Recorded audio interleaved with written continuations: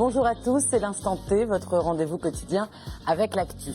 En 1949, George Orwell publiait 1984, un roman de science-fiction qui peignait un futur où les citoyens sont soumis sous l'œil invisible de Big Brother qui les surveille en permanence. En 2015, Boualem Sansal publie 2084. Ici aussi, il s'agit d'un peuple soumis dans un monde régi cette fois par une dictature religieuse. Fiction ou prédiction, ce roman fait frissonner mais fait surtout réfléchir à notre avenir. Boualem Sansal, bonjour. Bonjour. On parle de votre livre du futur tout à l'heure ensemble. Julie Sicot, bonjour. Bonjour Pauline. Alors vous avez été très inspirée par le titre du livre de Boualem Sansal et vous vous êtes donc demandé ce que c'est la Bretagne en 2084 et vous nous en parlez tout à l'heure. Et Gwen Fleur, bonjour. Bonjour Pauline. Alors aujourd'hui vous nous dévoilez une partie de la fiche des vieilles charrues 2084 ? Non, quand 2016 même quand même, on va pas aller si loin. Ce sera tout à l'heure dans l'Instant Culture. Voilà un beau programme à venir. Mais tout de suite, on démarre par un point sur l'actualité de ce mercredi 9 décembre. Entre les deux tours des élections régionales, une partie de la population est très courtisée. Ce sont les moins de 30 ans. S'ils ont brillé par leur absence dans les bureaux de vote dimanche dernier, aujourd'hui les différents partis tentent de les convaincre d'aller voter dimanche prochain. Et tous les militants ont leurs arguments. Selon un récent sondage, 34% des jeunes entre 18 et 30 ans auraient voté pour le Front National. J'ai vu les résultats, je vais sans doute aller voter. Franchement, voter pour l'extrême droite à notre âge, déjà, c'est complètement idiot. Les jeunes ont peur et donc le réflexe, c'est d'essayer de renforcer l'identité. L'abstention dans cette tranche d'âge est aussi plus élevée. 76% des 18-24 ans ne sont pas allés voter. À titre de comparaison, 30% seulement des plus de 65 ans se sont abstenus. Du ras-le-bol général, je pense, des deux autres partis qui au final ne promettent pas grand-chose. Aujourd'hui, le monde politique est un peu ridicule. La plupart de nos élus, quand ils sont à l'Assemblée nationale, ils agissent comme des enfants, ils sont ridicules. Déjà, j'ai pas le temps et puis pour le moment, ça m'intéresse pas. Enfin, ça change pas vraiment pour le moment au niveau politique et tout ça. Donc, Pour cette militante socialiste, les politiques menées ne sont pas assez connues par les jeunes. Le fait de se désintéresser et ensuite de dire que malheureusement il n'y a pas assez de choses qui ont été mises en place, c'est triste parce que c'est un résultat de ce manque de communication sur ce qui a été fait. Les socialistes, en tête à l'issue de ce scrutin, sentent pourtant qu'une partie de l'électorat se désintéresse et va être difficile à remobiliser. Ça reste parfois plus difficile quand on va voir les jeunes issus des milieux populaires qui se sentent oubliés par les questions politiques par moment et vers qui on ne s'est pas forcément tourné il y a quelques années. Et puis aujourd'hui, réussir à les intéresser, c'est parfois plus compliqué. Le Front National, en 3e position lors de ces élections, tente le même pari. Il se vante d'être le premier parti de France. Et pour séduire la jeunesse, quoi de mieux que des jeunes candidats ? D'ailleurs, sur toutes les listes Front National en Bretagne, il y a des jeunes en 6e position. Dans le Côte-d'Armor, Anis Teuté en 6e position, Jimmy Bourlieu dans le 35, Alexandre Durudo également. Moi aussi, en 6e. J'ai 20 ans. La jeunesse n'a pas fini d'être courtisée. Avec un taux d'abstention aussi élevé dans cette frange de la population, elle représente une réserve de voix extrêmement importante. Et justement, à 5 jours du second tour des élections régionales, mission reconquête pour la liste de Marc Le Fur. Le chef de file, les Républicains en Bretagne, est arrivé en seconde position avec 23,46% des voix dimanche dernier. Marc Le Fur et David Robot tenaient ce mardi soir leur meeting morbihanais et nos confrères de TB Sud y étaient. Une nouvelle campagne a débuté depuis lundi, celle du second tour. Les cartes sont rebattues. Pour Marc Le Fur, le choix de la Bretagne est la seule liste à parler réellement de la région. L'enjeu de cette dernière semaine, conquérir les électeurs déçus. On s'adresse bien sûr aux abstentionnistes, ils sont nombreux, plus nombreux que d'habitude. Et puis il faut parler aussi à un certain nombre de gens qui ont voté pour le Front National, sans adhérer aux valeurs du Front National, mais en voulant nous passer un message de colère, un message d'angoisse. Puis nous voulons parler aussi aux régionalistes, un certain nombre de gens qui ont voté pour les listes de Christian Troidec, qui se rendent compte déjà que seule notre liste parle de la Bretagne. Les premiers mots s'adressent à l'adversaire de ce dimanche, Jean-Yves Le Drian, lui reprochant une campagne nationale et une logique d'esquive du débat. Ce meeting morbihanais n'a pas été choisi au hasard. Vannes, ville de David Robot, tête de liste du Morbihan, et où Marc Le Fur est arrivé en tête. Le candidat de la droite veut profiter de la notoriété du maire morbihanais. On va tous prendre quelques tracts en partant là, ce soir. Je ne sais pas si samedi midi, samedi soir ou dimanche midi vous avez un repas. Et c'est quelque chose, voilà, on est plutôt sympa, je suis un jeune dynamique, je suis plutôt mignon, etc. Donc voilà, vous dites voilà, vous ne connaissez pas les flippers, Robot, il faut voter Robot dans le Morbihan, voter Le Fur en Bretagne, et à fond, et on y va. Une salle presque remplie et un refus de baisser les bras face à la liste pour la Bretagne de Jean-Yves Le Drian. Depuis lundi, colistiers et militants font du porte-à-porte pour rassembler et pallier le manque de pédagogie sur le programme, le regret de Marc Le Fur et de certains militants. Il y a un tract qu'on a vu ce soir, il y a des questions qui ont été simples, qui ont été posées et qu'on a su répondre. Et je pense que pendant la campagne, on n'a pas su répondre aux gens. Pour moi, il y a un manque comme disait Marc Le Fur, de pédagogie. Il faut le répéter, il faut toujours répéter.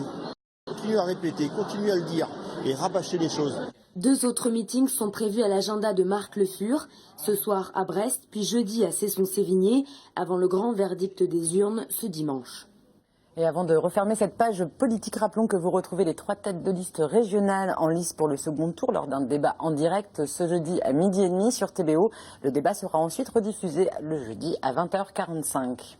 À la rentrée prochaine, 3 nouvelles écoles supérieures ouvrent à Brest, regroupées au sein de Brest Open Campus. Ces établissements privés s'installent sur un site bien connu à Brest, celui de l'ancienne usine Jabil, fermée fin septembre. Explication avec Frédéric Lorenzo. Fermée au mois d'octobre, l'usine Jabil prépare sa reconversion. Ces 2 entrepreneurs ont décidé de s'installer dans le restaurant de l'ex-entreprise brestoise de composants électroniques. Là, on se trouve au pied du futur Brest Open Campus qui va ouvrir ses portes donc à la rentrée de septembre 2016 et qui va accueillir 3 écoles. L'IFAG, une école de management de bac à bac plus 5, Subdecom, une école de communication de bac à bac plus 5 également, et puis l'EPSI, donc une école d'ingénierie informatique.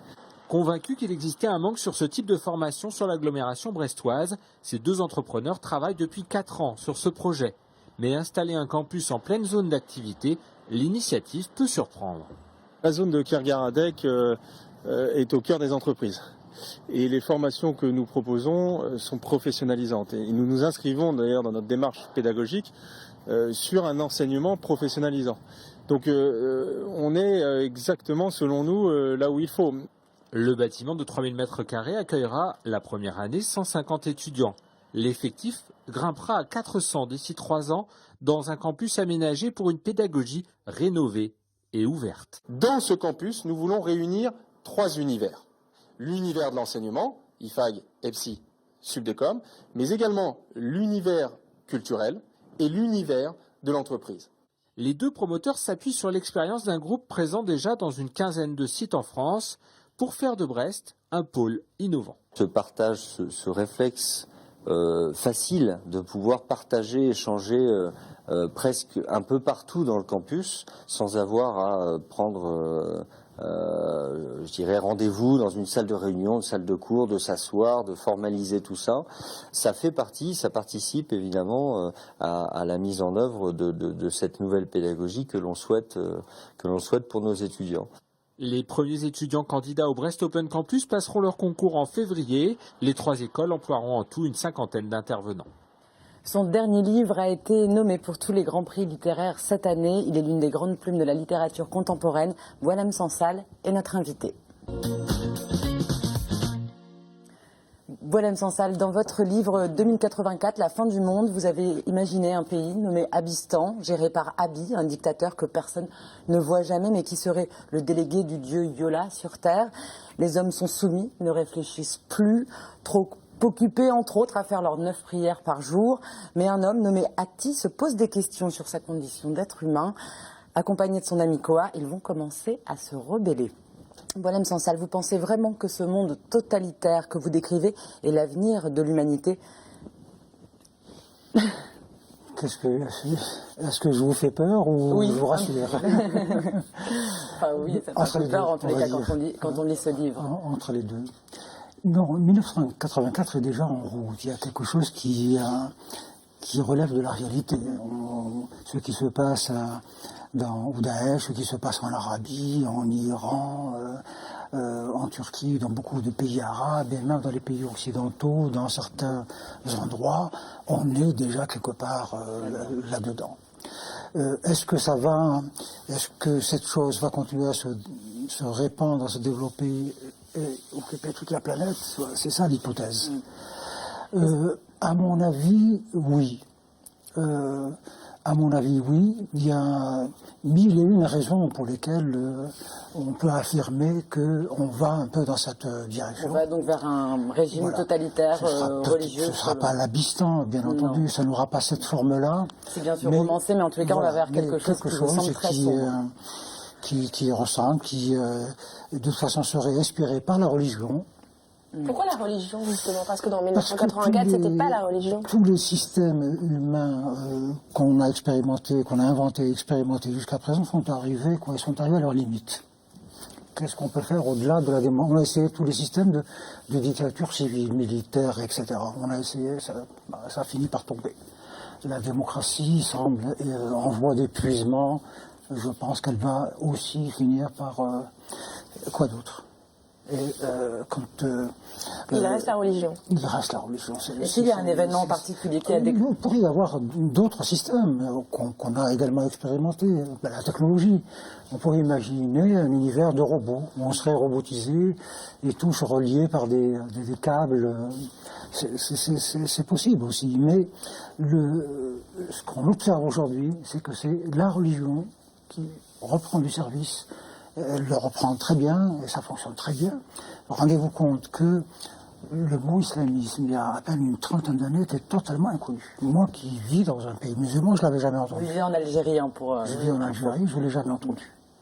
Aujourd'hui, vous allez là-bas chez les Lapons, au pôle Nord, et vous parleront de l'islamisme, et comme d'une chose effroyable, qui pensent qu'elle est à leur porte, à la porte de leur igloo. Donc voilà, c'est... Alors vous vivez en Algérie, vous l'évoquiez à l'instant, vous êtes souvent censuré pour vos critiques sur l'islamisation de votre pays. 2084, c'est une violente satire des dictatures religieuses. Est-ce que vous êtes menacé lorsque vous écrivez Boualem Sansal? Je n'ai pas conscience d'être... J'ai reçu évidemment des menaces depuis mon premier roman, Le Serment des barbares, en 99. Mais la menace, c'est pas quelque chose c'est pas évident. Est-ce que vous vous sentez menacé? On n'écrit pas des romans. On n'écrit pas des romans de cette qualité. Ceux qui ont été touchés par les attentats du 13 novembre, on aurait pu leur poser la question la veille. Est-ce que vous vous sentez menacé? Ils vous auraient répondu quoi? Pas du tout. Le lendemain, ils ont été... voilà. Donc, vous avez des menaces de mort pour vos écrits. Bon, voilà. Et moi, je suis ciblé personnellement. Il y a ceux qui sont ciblés de manière collective. Je veux dire que, bon, voilà, les Français de manière générale sont ciblés. Est-ce que vous pensez que les gens... c'est Boualem Sansal qui est ciblé, évidemment. Est-ce que vous pensez que les gens ne se battent pas assez pour inverser les choses, Boualem Sansal? Aujourd'hui, qu'il y a une sorte d'acceptation? Je dirais pas ça. Pour le moment, on se pose des questions. On n'a pas encore compris la nature de la menace. Peut-être que ce livre va préciser ce qu'est cette menace et son ampleur. Mais pour le moment, beaucoup de gens considèrent que non, que l'islamisme, comme le christianisme, a fait son temps, il va finir par s'étioler et disparaître, et ainsi de suite. Donc, on n'est pas capable d'évaluer la menace de manière précise. Est-ce qu'après les attentats du 13 novembre à Paris, vous avez eu l'impression que le futur que vous avez imaginé dans ce livre se rapprochait un peu plus? Je me laisse pas, j'essaie de raisonner, je suis quelqu'un qui a un esprit analytique, je me laisse pas impressionner par l'actualité.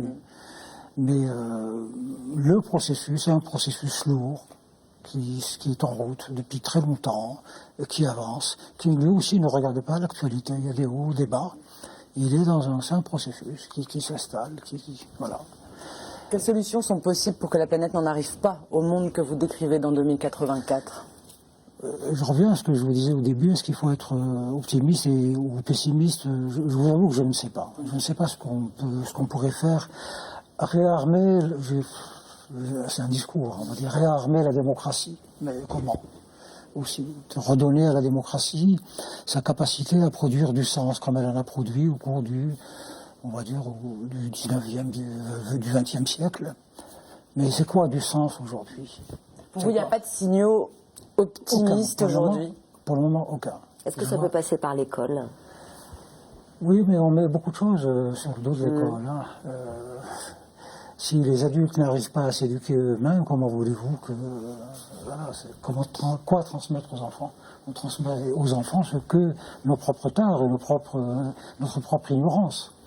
Donc l'école pourrait être au contraire un amplificateur de... Vous voyez, si on confie nos enfants à des apprentis sorciers, ils feront de nos enfants des sorciers. Donc voilà, c'est toute la difficulté. Il faut une mobilisation, en tous les cas, c'est tout ce qu'on peut faire. C'est appeler à une mobilisation d'intellectuels, de philosophes, de gens capables qui ont du bagage et capables de donner du sens au monde d'une manière générale, pas seulement aux enfants, à tout le monde. Une dernière question. Dans votre livre, c'est une religion imaginaire, mais on voit bien que vous faites des références quand même à l'islam, à l'islamisme. Pourquoi plus cette religion plutôt que la religion catholique ou une autre religion dans le contexte actuel où on a peur de l'autre, peur de la différence en France? C'est simplement, là aussi, l'observation, la seule religion qui en ce moment recèle du potentiel, c'est la religion musulmane. Elle est pleine d'énergie. Il n'y a pas d'islam modéré pour vous, un islam de France? Mais même l'islam modéré est plein d'énergie. Regardez les progrès que lui-même a fait. Et puis modéré aujourd'hui, ça ne veut pas dire qu'on va rester toute sa vie. On peut ensuite abandonner la religion musulmane, comme on peut passer ensuite dans l'étape suivante. Regardez la démocratie, elle a quand même produit le Front National. Donc même un démocrate, ceux qui ont voté tout à l'heure, vous en parliez, ceux qui ont voté pour le Front National, d'où viennent-ils ces gens-là? C'est des démocrates, c'est des gens qui étaient au Parti Socialiste, au Parti Républicain. Donc on peut être aujourd'hui musulman modéré, et demain islamiste, on va dire dur, et puis peut-être fou de Dieu plus tard, comme on peut revenir aussi. Moi je connais en tous les cas, pour des islamistes radicalisés qui sont devenus de simples musulmans. Tout est possible. Pour une belle prise de conscience, pour réfléchir à tout ça, en tous les cas, lisez 2084, la fin du monde de Boualem Sansal. Merci beaucoup, Boualem Sansal. On rappelle donc que votre livre est disponible en librairie. 2084, en tous les cas, c'est une date qui a inspiré Julie Sicot. Julie, vous avez, vous aussi, décidé de faire de la fiction, anticipation, et vous avez imaginé la Bretagne en 2084. Oui, j'espère que ce n'est pas... C'est peut-être un petit peu moins pessimiste que le livre de Boualem Sansal. En tout cas, j'ai essayé effectivement de voir ce que pourrait être la Bretagne dans 70 ans. Alors pas comme notre invité, je suis pas romancière, donc j'essaye de prendre des faits, je les extrapole, je prends des données, des projections réalisées par des scientifiques et des chercheurs pour établir tout ça. Alors, premier domaine qui vous a intéressé, c'est l'écologie. C'est un peu à la mode cette semaine. Évidemment, en pleine COP21, on essaie de limiter la hausse des températures à seulement 2 degrés d'ici la fin du siècle. C'est l'objectif. Alors, selon Météo France, le climat devrait progresser d'1 degré en Bretagne d'ici 2050, presque 1,5 degré d'ici 2100. À peine 2 degrés, Pauline, vous allez me dire, c'est pas grand-chose. Eh bien, les spécialistes vont vous dire que si. Regardez cette carte de projection réalisée par TF1, les températures en 2050, 26 degrés en plein mois d'août. On en a rêvé cette année, il faut l'avouer, 26 degrés. Pour le reste de la France, c'est un petit peu moins sympathique, plus de 40 degrés, ça devient difficile. Autre conséquence que les Bretons ont déjà expérimenté, malheureusement, les submersions marines. Le sud de la région serait particulièrement exposé. Voilà ces projections que l'on a trouvées sur le site flood.firetree.net, un simulateur de montée des eaux. On voit d'abord le niveau actuel des eaux, puis le grignotement avec 3 mètres d'eau, et puis avec 6 mètres. Rassurez-vous, pour l'instant, les spécialistes estiment que si on arrive à contrecarrer une hausse de 2 degrés du climat, on ne devrait atteindre que 50 cm de montée d'ici 2100. 50 cm, c'est déjà beaucoup, et peut-être que dans quelques siècles, on pourra dire adieu aux très belles plages de Fouesnant. Et alors, à leur place, à ces belles plages, peut-être des champs d'éoliennes marines ou d'hydroliennes. Restons optimistes, essayons de sauver le climat. Eh bien, c'est le grand pari sur lequel mise la Bretagne, le développement des énergies marines renouvelables, les EMR. Regardez ces images du polder de Brest, un grand projet. 36 hectares sont prévus pour l'installation d'entreprises dédiées à ces énergies marines renouvelables. Les projets sont nombreux, des parcs d'éoliens offshore au large des îles ou encore la multiplication des hydroliennes comme celle restée constamment installée près des côtes d'Ouessant. Elle a produit depuis le mois de septembre 10 MW par heure, donc peut-être qu'elle va se multiplier. Il y aura peut-être plein d'autres petites hydroliennes. Économiquement, ce domaine devrait être porteur. Par contre, l'agriculture pourrait se retrouver en difficulté. Le secteur est déjà en crise depuis de nombreuses années. On en parle souvent sur ce plateau. Et bien, depuis les années 50, le nombre d'agriculteurs ne cesse de chuter. Les prédictions ne sont pas bonnes. En tout cas, rien que du point de vue de la gestion des sols, l'agriculture devrait pâtir du changement climatique ou bien s'adapter, comme avec le développement de la viticulture. Certains en rêvent. Imaginez un petit Mont Blanc, un petit blanc des Monts d'Arrée, un petit blanc des Monts d'Arrêt et pas un Mont Blanc. Alors des vignes à la place des vaches laitières ou des cochons, le futur nous le dira. Alors autre domaine, Julie, sur lequel vous avez travaillé, l'humain, forcément. Oui, combien de Bretons, Pauline, en 2084? Ici, eh bien en France déjà, de 65 millions aujourd'hui, nous serons plus de 77 millions en 2080, près de 80 millions de Français en 2100. Je vous dis pas la pagaille, ça va faire beaucoup de monde. Alors pour la Bretagne, Pauline, allez-vous me dire, chez nous, l'INSEE travaille aussi sur ce sujet. L'Institut estime que la Bretagne compterait 3,66 millions de Bretons en 2050. Nous sommes aujourd'hui plus de 3 230 000 habitants. La Bretagne devrait aussi être plus vieille. Le nombre d'habitants de plus de 60 ans devrait augmenter. Bon, et puis qui sait, peut-être qu'en 2084, Téléo sera devenue une chaîne nationale ou internationale. Des maisons de retraite dans les hydroliennes. Les éoliennes. Allez, on passe à l'instant culture.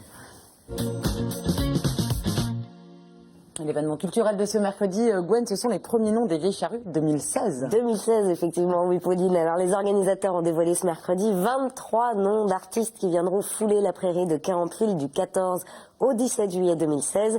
Et pour fêter dignement sa 25e édition, le Festival des Vieilles Charrues a convoqué quelques vieilles gloires, pas toujours vieilles non plus, mais qui font en tout cas leur grand retour en 2016. Alors Michel Polnareff, Téléphone, Louise Attaque, The Libertines ou encore Mickey 3D.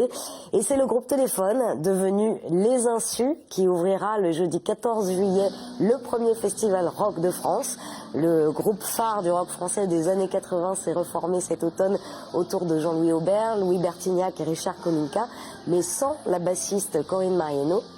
En 2016, les Insus feront toutes les grandes scènes de France, impossible pour les fans donc de les louper. Le même soir, le 14 juillet, le groupe Mickey 3D fera aussi étape en Power. Alors l'occasion pour Michael Furnon et sa bande de dévoiler les titres d'un nouvel album prévu au printemps 2016. Et puis, Michel Polnareff, qui s'était fait discret depuis près d'un quart de siècle, est attendu le vendredi 15 juillet à Carhaix. C'est un événement, il fêtera alors ses 72 ans et ses 50 ans de scène avec une grande tournée et un nouvel album. Les fans de Goodbye Marilou, Lettre à France ou le Bal des Las ne manqueront ça pour rien au monde. Et puis pour les plus jeunes, comme Julie Sicot, justement, qui ne connaissent pas, petit extrait de Lettre à France. Toujours au bord de l'eau, quelquefois dans les journaux, je te vois sur des photos, et moi, loin de toi, Et puis Gwen, la chanson française aura aux Vieilles Charrues de beaux représentants. Dans le registre monstre sacré de la chanson française, effectivement, Alain Souchon et Laurent Voulzy fouleront la scène des Charrues ensemble cette fois le samedi 16 juillet. Nul doute qu'en plus d'interpréter les titres de leur album commun, ils reprendront aussi leurs succès respectifs karaoké géant garanti là, ce genre-là. À noter le même soir un autre groupe français qui fait aussi son grand retour en 2016 décidément, c'est Louise Attaque. Gaëtan Roussel, Arnaud Samuel et Robin Fex scellent leur retrouvaille avec un nouveau disque et une nouvelle tournée. Le premier single s'appelle Anomalie et ça donne ça. sans futur, un matériau à autour du sur. J'ai pas voulu, pourtant c'est un signe. J'ai pas choisi d'être seul ici. Et Gwen, du rock, bien sûr, aussi au Charrues cet été, évidemment. Le plus grand festival rock de France, un peu de rock. Alors avec deux groupes britanniques, Editors d'abord, puis The Libertines. Après quelques divagations en solo, je vous vois sourire, Pauline, les turbulents Pete Doherty et Carl Barat se retrouvent à nouveau pour assurer leur réputation de groupe le plus subversif du rock anglais avec leurs hymnes pour une jeunesse maudite. C'est le titre du nouvel opus de ces enfants terribles du rock. Enfin, les amateurs d'électro ne sont pas en reste puisqu'on attend Étienne de Crécy, Parov Stellar, Disclosure ou encore Major Lazer. Et n'oublions pas la touche féminine avec les jeunes Louane ou Jane, les deux sœurs d'Ibéi et leur voix soul, ou Lou Doyon qui vient de publier un second album très bien accueilli. Et pour finir cette liste, citons Mansfield Tia, Val Diabner, le trompettiste Ibrahim Malouf, le phénomène Ifen, le rappeur Nekfeu, Odessa ou les poppers toulousains de Las Aves. En tout cas, pour tous ceux qui sont tentés par cette affiche, il va falloir patienter une semaine tout rond avant de pouvoir acheter des places. En effet, la billetterie des Charrues 2016 ouvre le mercredi 16 décembre à 9h physiquement sur place à Carhaix, dans les bureaux de l'association, et à partir de 18h dans tous les points de vente habituels. Donc avant de se quitter, Gwen, puisqu'on parlait de reformation de groupe, il y a un beau rendez-vous ce vendredi à la Belvoir de Plougastel. Avec les Innocents, après 15 ans de séparation, JP Nataf et Jean-Cri Urbain se sont retrouvés pour nous livrer un nouvel album, une mandarine tout à fait exquise. Le duo vient présenter ses mélodies pop légères dans cet autre Finistère qui lui valut tant de succès au début des années 90. Et sait-on jamais, peut-être retrouvera-t-on les Innocents l'été prochain aux Vieilles Charrues. Là, pourquoi pas, et pourquoi pas Mad Mata aussi, ou AC/DC, les Rolling Stones, ou Coldplay pour la 25e édition, ou encore Johnny Hallyday. En tout cas, toutes les spéculations remonteront à suivre. Donc, Merci Gwen, merci beaucoup à tous les trois d'avoir été sur le plateau de l'Instant T. Nous on se retrouve demain, même heure, pour une nouvelle émission. D'ici là, passez une excellente soirée sur TBO. Ciao.